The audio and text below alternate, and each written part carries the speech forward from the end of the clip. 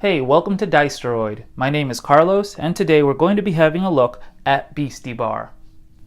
Start by setting up the entrance to Heaven's Gate and the back alley on opposite ends of the play area. This game seats 2 to 4 players. It brings 4 decks, each with their own corresponding color. Each player should select one of these decks. After selecting a deck, which should have 12 cards in it, each player should shuffle their deck. After shuffling, each player should draw 4 cards and place the rest of the deck in their play area. Players take turn playing cards into the play area.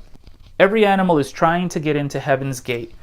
Once the play area has 5 cards in it, 2 animals get into the club and 1 animal gets kicked to the curb.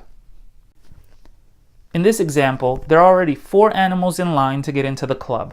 So, if a 5th animal were added, animals would get in and 1 animal would be kicked to the curb. In this case, these 2 animals would make it into the club and they go over here.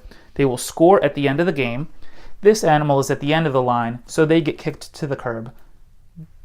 Any cards kicked to the curb are essentially out of the game. Any animals left in the middle move to the front of the line and gameplay continues until all players are out of cards. At the end of the game, all the cards that made it into the club are revealed, and whichever player got the most animals in wins. In the event of a tie, the player who has the lowest total sum wins. In this case, both players got 2 animals into the club, but this player only has a total of 11. Green player would win in this situation. That's the general premise of the game. However, we haven't talked about each animal's special ability yet, which is what makes this game so unique. Let's have a look at them. First, let's have a look at the skunk. The skunk will eliminate 2 animals that have the highest value. So, if placed here, the 2 animals with the highest values are the giraffe and the monkey. They are both kicked to the curb. Next comes the parrot.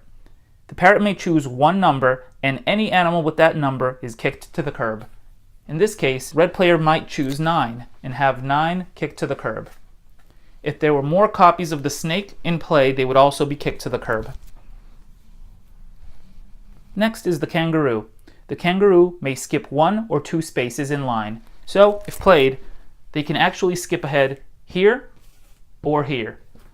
Typically, it's ideal to be closest to the entrance, so in this case, I would do that.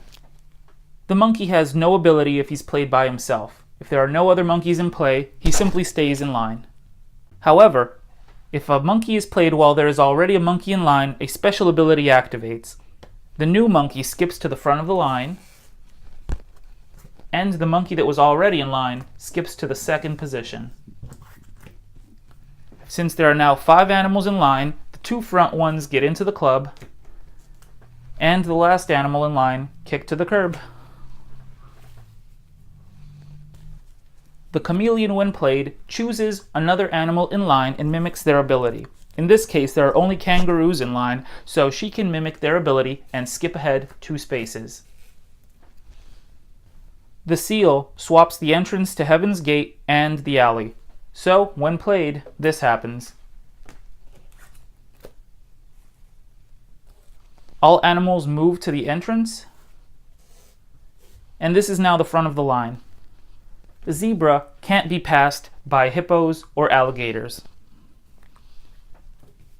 The giraffe, at the end of every turn, they will move forward 1 space as long as the person in front of them has a lower value. In this case, at the end of my turn, she would move in front of this 7.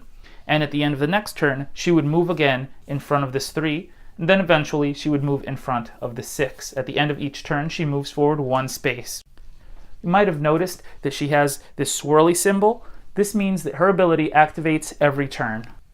When number 9 is played, the entire line is rearranged in numerical order. So in this example, if I were to play number 9, this would happen. The cards are now in order from highest to lowest. The alligator will eliminate anything that's in front of him that has a lower number than he does.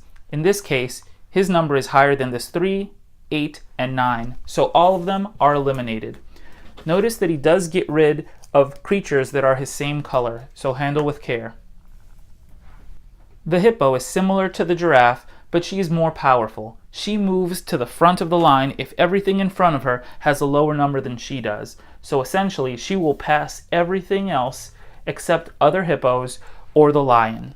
Lastly comes the lion. The lion, when played, immediately moves to the front of the line, basically no matter what. He has a few special rules, and that is that when he's played, if there are any monkeys in play, they are eliminated. Additionally, there can only be one lion at a time, so if a player tries to play a lion while there's already a lion in line, the new lion gets kicked to the curb. It is not possible to play a lion if there is already a lion in the line. One additional thing to note about the monkey is that they also have a special rule where if a second monkey is played, all hippos and crocodiles are kicked to the curb. Those are the basic rules to playing Beasty Bar. If you have any other questions, please feel free to leave them in the comment section below. Thanks for watching.